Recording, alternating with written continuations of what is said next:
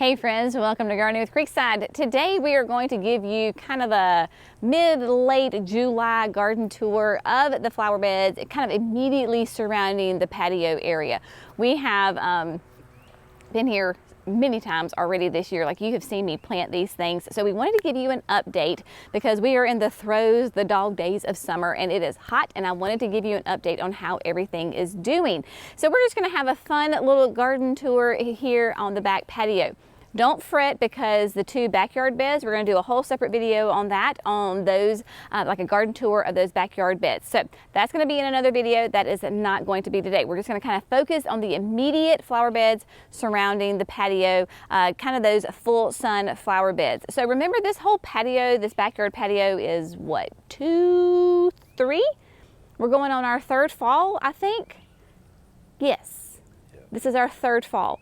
Jerry's behind the camera. We're trying to like sit here and process. Yes, this is our third fall. We have a whole playlist on like the backyard patio area, so you can check that out. But we constructed this ourselves those 3 years ago, and this place has radically changed because of the garden. So we're just gonna have fun going through those flower beds. Okay, so let's start here on my right. You were with me this spring when we planted these super petunias. We got Mini Vista Indigo, Mini Vista Yellow. I will also say it is late in the day, so that way we are not frying. So some plants are starting to just go to their kind of afternoon slumber. So they are doing well. Yes, we need to up our fertilizer game, because if you're not fertilizing your super petunias, you're probably starting to show some effects like I am a little bit here in late summer, because remember, food equals flowers. Petunias are very heavy feeders, so we need to feed them. But overall, has been so happy with how well they're doing. The Artist Blue Ageratum is doing really, really well. You will notice though that the Sweet Alyssum around the front, we did go ahead and have to pull it out. We just struggle. I struggle. I don't know if it's just North Carolina, if I'm not wet enough, but we just really struggle with the Sweet Alyssum in the heat of the summer. But even without it, it is beautiful right now. Now, I want to show you over here right quick, because of course we have these David Austin roses, right? This is the Poet's Wife, and the Poet's Wife is doing magnificently well right now. I had to really chop down these roses in, it was right after Mother's Day. We got a big storm. They were full of blooms, and it just splayed the plants open because they were such heavy blooms. Wind and rain, like big wind, and it just laid them down. So I came in here and did a really severe prune on them, but they just flushed back out. Remember, these are a group of 3. I followed David Austin's recommendations on their spacing, planted 3 because I want to make one big massive one. So beautiful Poet's Wife roses are doing really well. And then Jerry's going to kind of tippy toe over here, because I cannot wait to give you an update on these 3 hydrangeas right here. We're going to get to the hibiscus in a minute, but over here we have 2 of the little lime punches. So we have one here and we have one here. And then in the middle we have pufferfish. So the little lime punches, this will be their 3rd full summer in the garden. And I have been so incredibly impressed with these hydrangeas because, one, absolutely loaded with flowers, right? I mean, huge, beautiful panicle flowers that they start out a beautiful creamy white. So here we have one, has a little bit of a lime to it. So this is a new bud. And then they do turn a beautiful pure white, and they're very like an iridescent color. So Little Lime Punch gets its name, the punch part, because it is supposed to turn like a really vibrant red pink. Here in the South, maybe not as vibrant, but look, we have got some beautiful mauve colored on here. It has a nice kind of an age to it. So we are getting color on these plants and on these flowers. So I am very impressed with that. Very excited. I'm going to come through here probably within the next day or so and go ahead and clip some flowers, because that way I can dry them and hopefully maybe I'll get some new blooms later on in the summer. But look, look how sturdy this plant is, right? I mean, massive flowers, and they are just happy and upright and very, very strong. So little lime punch, very happy. It'll be like 3 to 5 feet tall and wide. So she is rocking.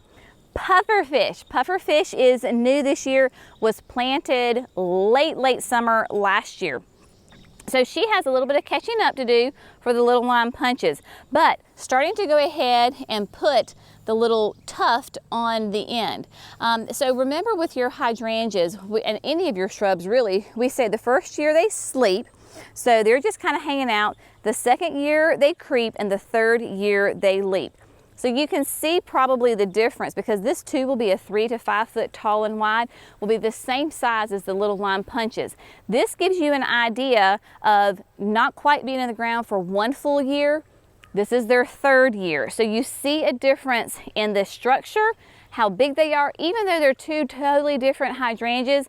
They're both panicles, will ultimately be both the same size. So very happy with this one, and as far as how it is doing this year.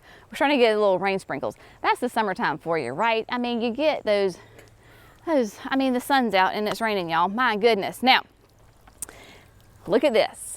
Now, this is, now keep in mind, that's what I was talking about. Keep in mind that this is late in the afternoon.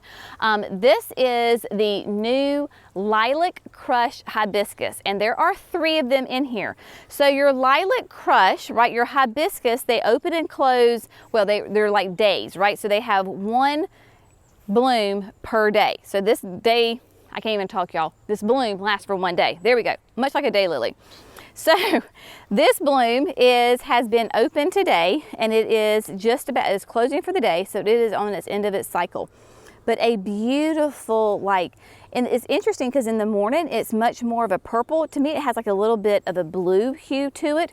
Now tomorrow morning, this flower will be fully open. So that's the fun thing about hibiscus. One, it's great because if it's damaged by Japanese beetles or whatever, you don't have to worry about it too much, because that bloom only lasts 1 day, and then the next day you're going to have a brand new flush. But the Lilac Crush, they're going to be obviously more tall than they are wide. So Jenny is all of like 5'2", 5'3" on a good day, and look how tall this hibiscus is. So this one in the middle is definitely the tallest. It is the happiest, but there's 1 on each side, which gives us a beautiful kind of a barrier when we're on the other side of the flower bed. So let's just keep going while we're here. We'll just go ahead and hit this bed, and then we'll come back around. So in this bed, right, you have been with us where we have planted these before and maintained these. In the front, we have the double play doozy spireas. And I love these double play doozies because they are like basically continuous bloomers. They have a gorgeous spring flush of this really nice, kind of like a raspberry pink bloom on it. But these spireas are sterile, so they do not produce seeds. So the plant is trying to produce seeds, right? It thinks, oh my gosh, I've got to produce seeds because I've got to reproduce and stay alive. But because it is sterile, that means it translates into the plant world where it just continually is producing more flowers. So you get a continuous bloom on it. Spireas bloom on new growth, and so you're supposed to prune them like late winter going into spring. Jenny forgot to do these. I did the other ones in the other flower bed. I did not do these. So they are nice and full this year, but just to show you that if you don't get around to pruning your spireas, it's not going to be the end of the world. You're still going to get beautiful flowers on it, and you're going to get nice structure. But this is a third year plant right here. So a nice size to it and beautiful. But because it does bloom on new growth, if you need to come in here and prune it, not a problem. But look at the new foliage. Isn't that pretty? Like a really nice kind of a burgundy color to it. Just lovely. So double play doozy spirea is a great one. Just what, a month or so ago, we planted the new gardenia. This is Pillow Talk. So Pillow Talk gardenia is going to be a little bit more of a manageable size than, say, like Steady As She Goes. They are happy. I know they're happy because they got new growth and we have flowers. So these were 1 gallon plants when I planted them. Spring Meadow sent them to me early this spring. We let them grow out in the container for a while. I went ahead and put them in, but these are going to be a nice, I think like 3 to 4 tall and wide. I don't have all my specs right in front of me, but just a beautiful, nice evergreen, right? So gardenias are evergreen. My spireas and my hydrangeas are going to be deciduous, but just imagine that this fills in beautiful, delicious fragrance of this gardenia. I love this one. I mean, like, gardenias are my absolute favorite. So when you have Pillow Talk, that is a nice, more manageable size, and that double bloom fragrance, I mean, you just can't go wrong. So we've got 5 of these in here. They are all doing great. We're gonna try, let's see, the sun's coming out. Late afternoon, early evening in the South is sometimes a fun time to be out here. Now, here in the back, we have our Incrediballs, right? So our Incrediball hydrangeas, and you've been with us as we've kind of gone through this challenge of growing these hydrangeas. I was inspired, of course, by the infamous picture of, or not even infamous, the famous picture of Spring Meadow, where they have that double row of the Incrediball hydrangeas, just gorgeous. We planted them. We accidentally killed the first set, so we're trying again, and they are doing really well. Now, I had told you earlier, just like with the panicles, that I was gonna come back with my Incrediballs and start kind of selectively pruning them as the season went on. And I am happy to report, I'm gonna let Jerry come here. So you can see, right, so I've got some of the old blooms. So we know that's an old bloom because it's more of a little bit like of a yellowy, kind of a limey color, and it's got some of the brown. So I could go ahead and come and I would prune it right here. So you can see, can you see those 2 little buds right here? If I prune it right here, these are both gonna turn into branches. And look, I've got a fresh new bud right there. So we have got a new bud that is going to give us a fresh flower. This is a relatively fresh flower as well. I've got another bud right here. That is the great thing about Incrediball hydrangeas. They too bloom on new growth. So you can come in and kind of selectively prune them, whether it's for a flower arrangement or whatever you want to, and you will get, like us in North Carolina, because we have such a long growing season, you will get another flush of flowers. All right, we're gonna move, oh, lavender. I forgot about the lavender. I can smell it, but I forgot to talk about it. All right, so this is the Phenomenal Lavender, which I had always struggled with lavender for so long because we are so wet with our clay soil. Phenomenal Lavender, oh my word, it is phenomenal. Now, it is absolutely the time for me to come in here and prune this lavender. I wanted to wait till it was completely done flowering because I've got one little bumblebee over here trying to get some buds. It has been such a massive attractor for the pollinators. So when I come in here to prune it, I'm literally just gonna pick it up and do it like by ponytails and cut it back. So you can see right here where I had cut some for some flower arrangements. You're just gonna cut it back, cut the stalks back to where you get that beautiful, nice, healthy foliage. So clean it up and they will be very happy. So Phenomenal Lavender is really readily available. And so you should be able to find this in your garden center. If you have struggled with lavender like I have, Phenomenal is definitely the way to go. So moving on up here to the patio area, everyone always asks about this tree, what this is. This is a blue chiffon Rose of Sharon. So we found this from a wholesale nursery, gosh, a couple of years ago, and they're in a standard form, so it probably needs to be pruned up just a little bit, but it is in that tree form. Again, kind of the end of the day, so the blooms are kind of fading away for the end of the day, but just a really beautiful blue color that pairs really well with like my white Terenia. This is the white linen. See how much it has filled in, and it's just doing great. I've got 2 David Alsons here. This is Desdemona, and Desdemona is, she is flushing out with new growth again and new flowers, and just smells divine. I love Desdemona. It is one of my absolute favorites. So nice, beautiful, healthy foliage. Next door we have Emily Bronte, and Emily Bronte is just putting on some new buds. So you've got some new buds, some new growth. So we will get some gorgeous flowers here pretty soon. We have been super impressed, super happy with how well this whole area has done. So remember, you were with Jerry and I when we were in the, I don't know when that was, April, I guess maybe, when we were in here. And you saw Jerry whack the sprinter boxwoods, right? So he whacked those sprinter boxwoods big time, cut them back. They have flushed out just beautiful, nice and strong and sturdy. So those are doing well. Super Petunia Mini Vista White. This is perhaps one of my most favorite petunias because, oh my goodness, y'all, this is the Mini Vista. So can you imagine if I had put Snowdrift in here? It would have just swallowed this bed completely. They are very happy, very vigorous. And then look at those Sun Patience back there. So I did plant the Sun Patience, 2 plants together, because I wanted that really nice full look that we have gotten.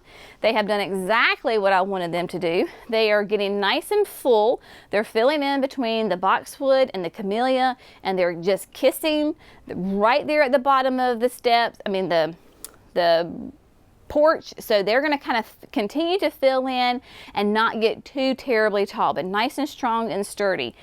Then we also have, because when we were in here last time, I didn't talk about these camellias too much, but when I say that I have camellias on my porch right here, people are like, you know camellias? You're like, oh my gosh, they're going to get huge. Well, these are the white shishi, and white shishi is going to be nice and petite. So they only max out like at 3 feet. But look, y'all, we're going to keep our fingers crossed that the season continues. Do you see all that right there? All those little things right there? Those are flower buds. So the camellia, this is a sasanqua, meaning it's going to bloom in the fall.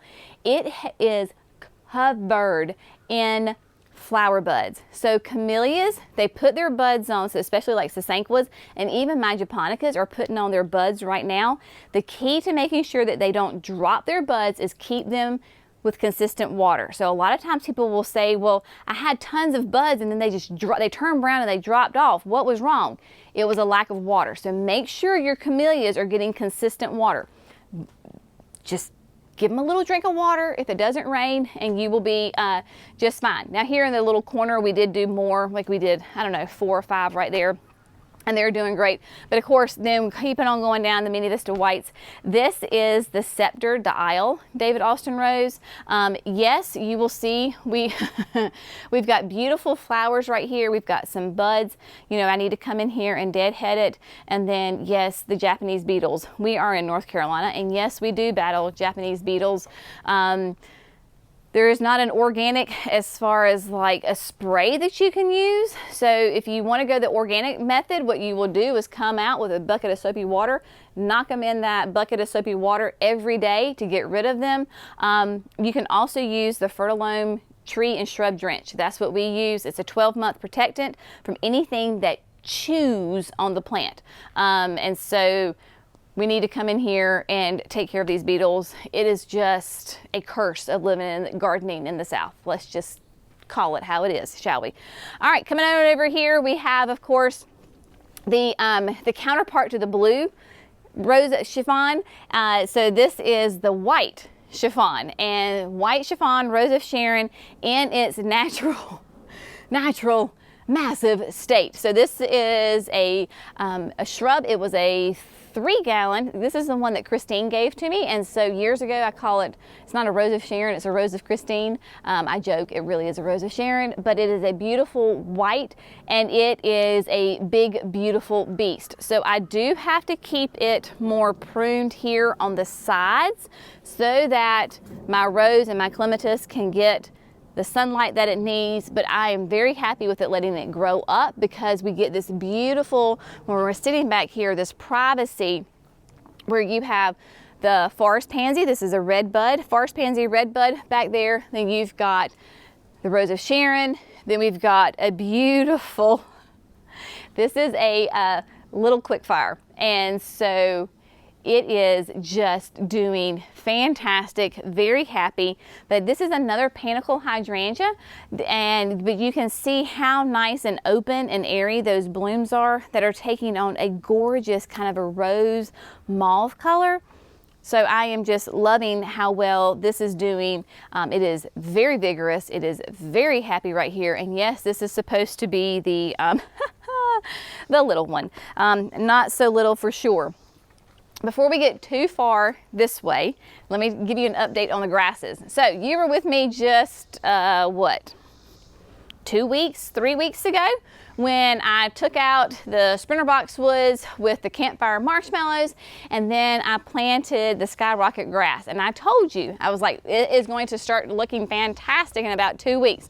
So here we are, and it is really starting to just kind of take off. The irrigation is working fantastic. I have not had to hand water this once.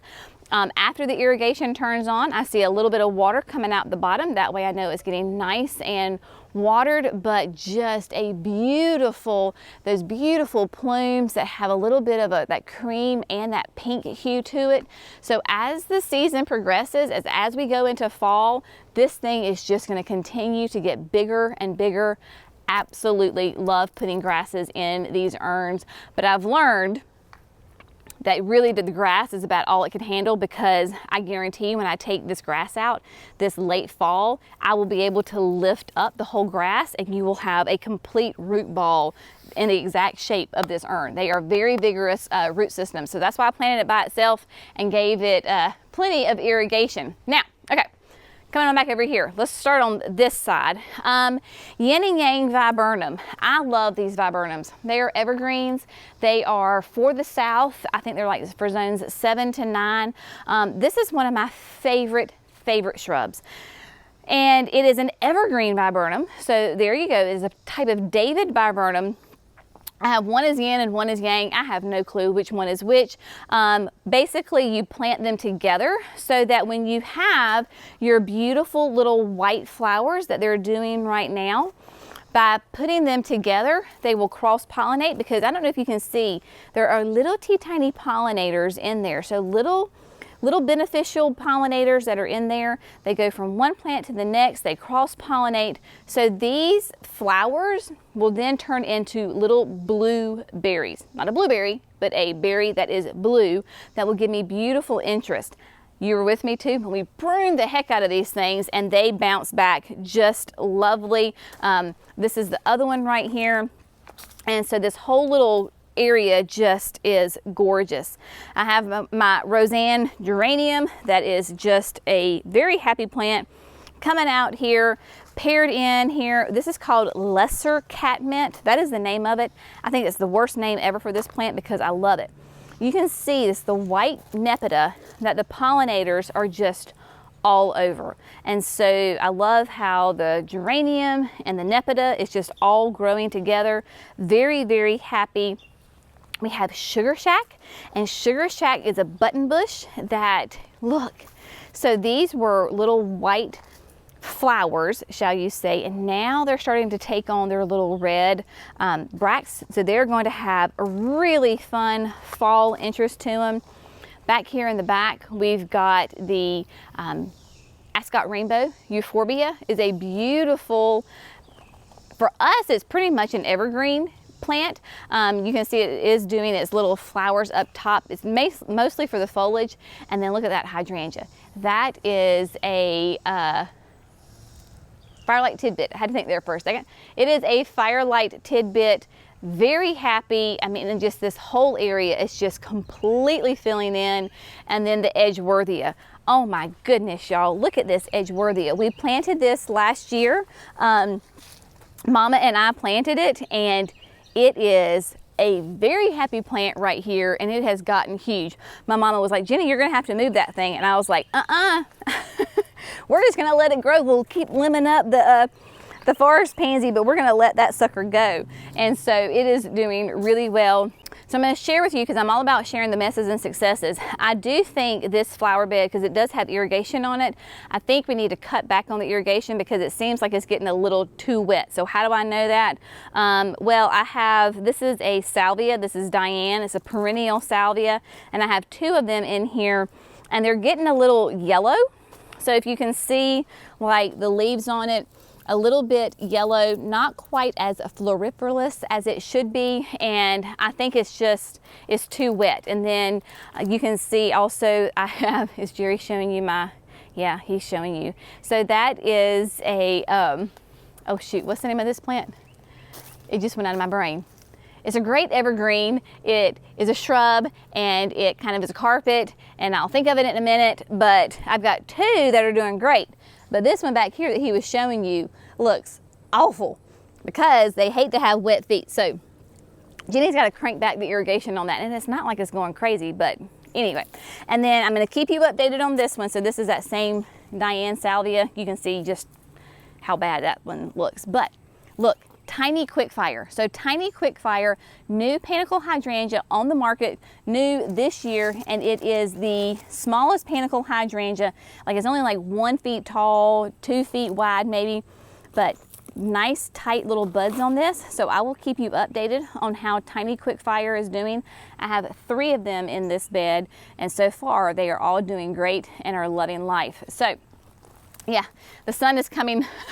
It's coming through. So we're gonna come over here and wrap up the video, because that is the fun thing. If you've never made videos before, like you've never made gardening videos, they can be kind of challenging as far as dealing with the sun, because when we came out here, everything was great with the sun, and then you get clouds and boom. So we're just doing the best we can here, folks.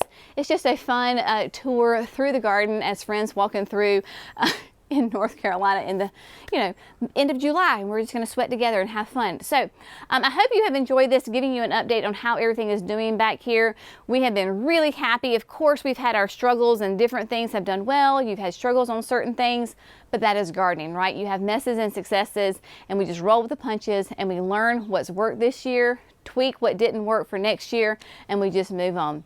As always, we hope you have found this fun, informative, and inspirational. If you have not yet subscribed to Gardening with Creekside, we would love for you to do that. Remember, it's free. Just hit that little subscribe button. That way you get notified when we put out a new video. As always, thanks so much for Gardening with Creekside. Y'all have a great day. We'll see you in the next video. Bye, friends.